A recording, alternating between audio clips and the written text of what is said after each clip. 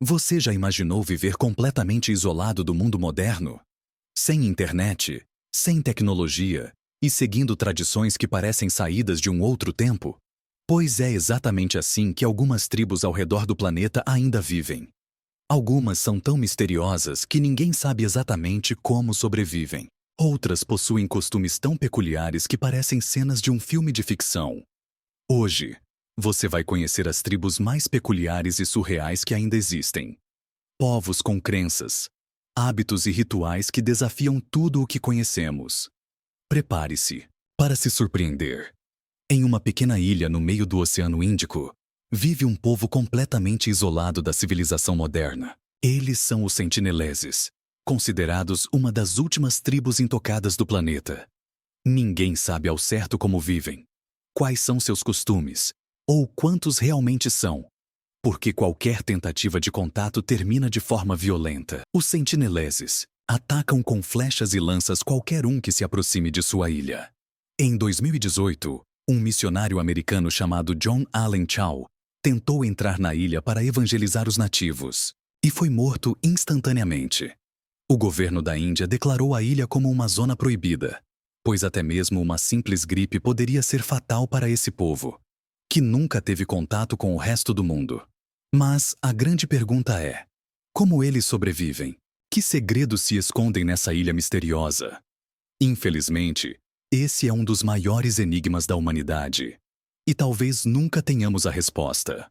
O que torna os sentineleses tão únicos é sua total resistência ao mundo exterior. Enquanto outras tribos isoladas eventualmente estabeleceram algum tipo de contato com exploradores, os sentineleses continuam rejeitando qualquer aproximação, como se soubessem que o contato com nossa civilização traria mais destruição do que benefícios.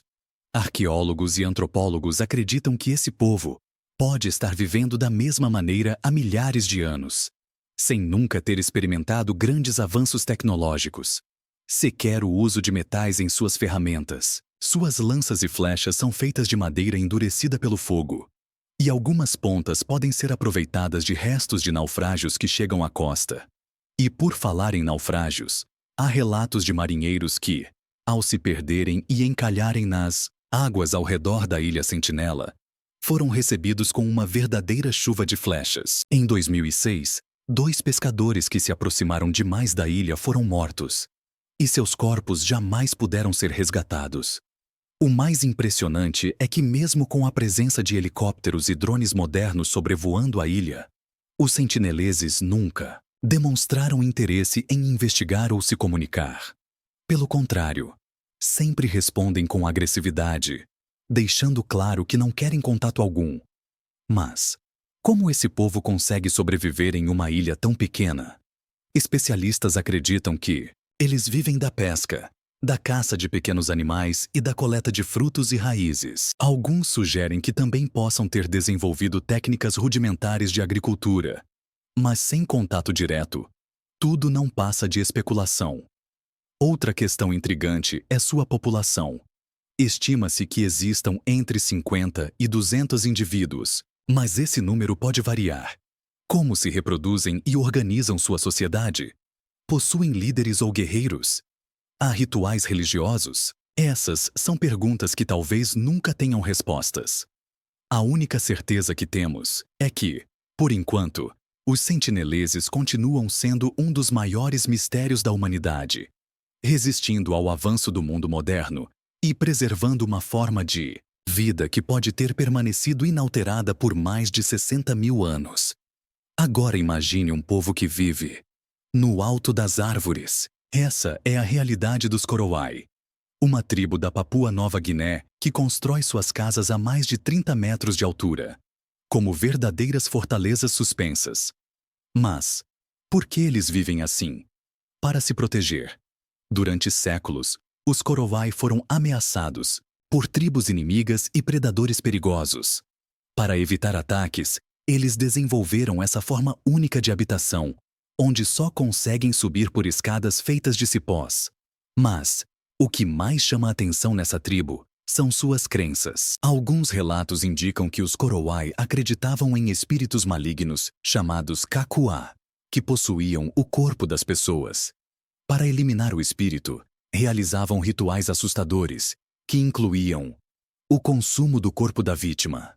Essa prática gerou grande polêmica, mas estudiosos acreditam que pode ter sido exagerada por exploradores.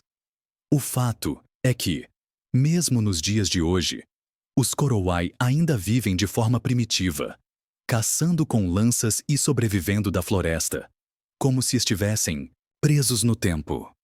Outro detalhe fascinante sobre essa tribo é a forma como constroem suas casas. Usando apenas madeira, folhas de palmeira e cipós, eles erguem verdadeiras cabanas suspensas, equilibradas em troncos altos e resistentes.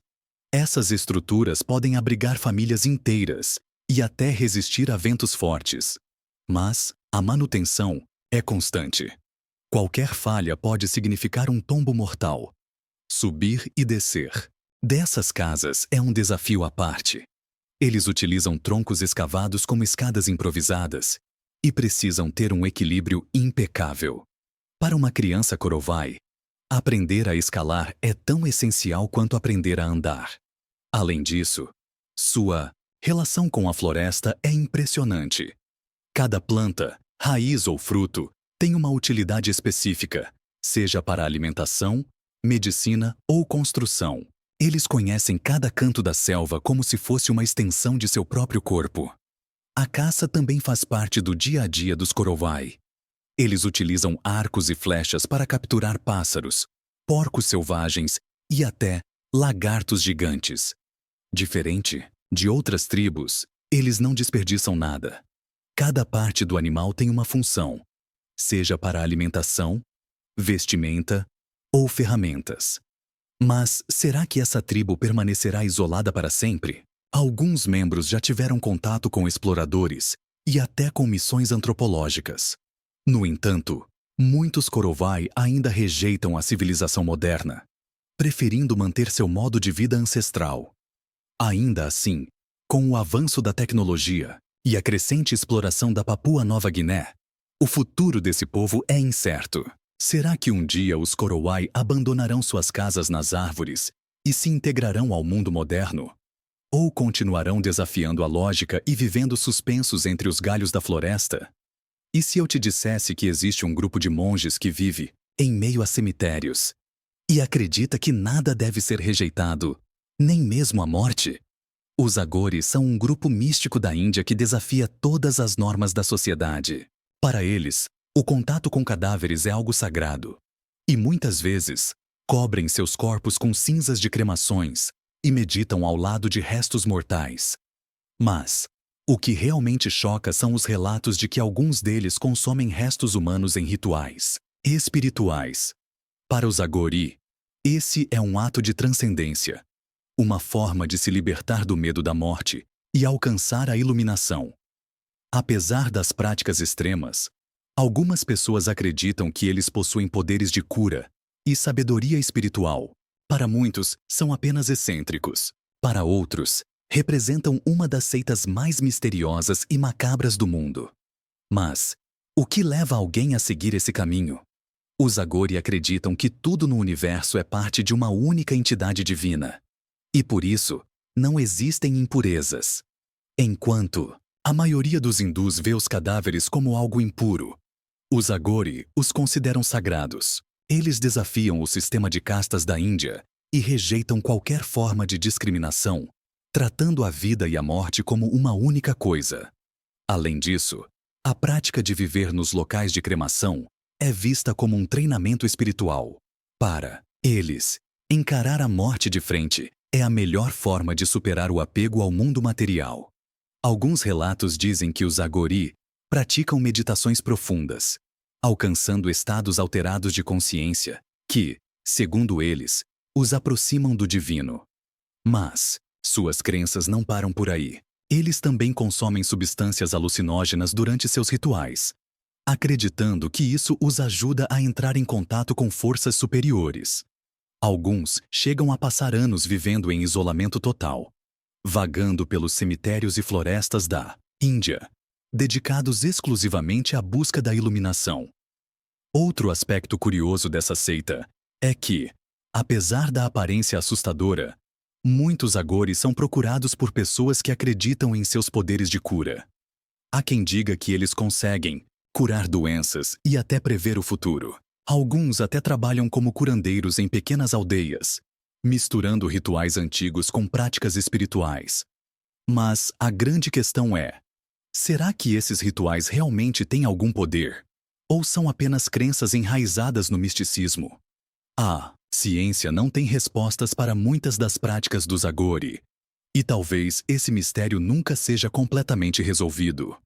O que se sabe é que, apesar de seu estilo de vida radical, os agori continuam existindo, resistindo à modernização da Índia e mantendo suas tradições há séculos. Eles seguem desafiando tudo o que consideramos normal, nos forçando a questionar nossos próprios conceitos sobre vida, morte e espiritualidade. No coração do Sudão do Sul, vive uma tribo cuja vida gira completamente em torno do gado. Os Mundari são conhecidos por sua relação quase espiritual com seus bois, que não são apenas animais, mas símbolos de status, riqueza e até beleza.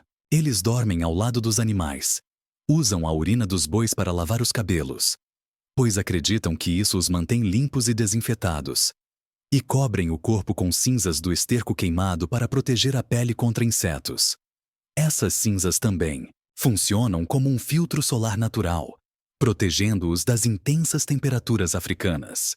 Para os Mundari, cada boi vale mais do que dinheiro. Quanto maior e mais forte o animal, mais respeitado é o dono. Os bois não são abatidos para consumo, mas sim reverenciados como verdadeiros membros da família. O leite e o sangue dos animais são parte essencial da dieta da tribo. O sangue é retirado de forma cuidadosa, sem matar o boi, misturado ao leite e consumido como uma importante fonte de nutrição. A beleza dos bois é algo levado muito a sério. Os Mundari organizam competições onde os donos exibem seus animais como se fossem troféus. A coloração dos chifres, o formato do corpo e até a postura dos bois são observados e admirados. Alguns criadores até esculpem cuidadosamente os chifres dos animais, moldando-os em formas impressionantes para torná-los ainda mais imponentes. O acampamento dos Mundari é um cenário surreal ao amanhecer. Entre a neblina e a fumaça das fogueiras, que queimam esterco para afastar mosquitos, os guerreiros da tribo surgem cobertos de cinzas, com feições endurecidas e lanças em mãos, prontos para proteger seus preciosos rebanhos de ladrões de gado e tribos rivais. Mas a devoção dos Mundari ao gado vai além do cotidiano. Eles realizam rituais em que cantam para seus bois, acreditando que isso fortalece o vínculo entre eles. Além disso, algumas cerimônias incluem pinturas corporais e danças em honra aos espíritos dos animais, reforçando a ideia de que esses seres majestosos não são apenas uma fonte de sustento, mas verdadeiros guardiões espirituais. Os jovens Mundari passam por ritos de passagem onde precisam demonstrar sua habilidade de cuidar do gado.